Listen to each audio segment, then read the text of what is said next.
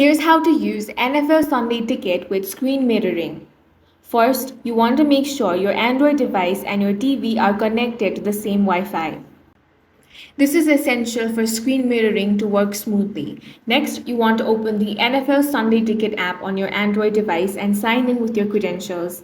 Now, you want to enable screen mirroring on your Android device. Depending on your device, this might be called Cast Smart View, Wireless Display, or Screen Mirroring. In my case, it says Smart View, so go ahead and tap on that. Now, select your TV or streaming device from the list of available devices. Once connected, your phone screen will appear on the TV. Finally, play your NFL Sunday Ticket content and it will stream directly to your TV via the mirrored screen. Make sure your device stays awake to avoid interruptions. That's all for this video. If you found it useful, make sure to hit the like button and subscribe for more videos like this.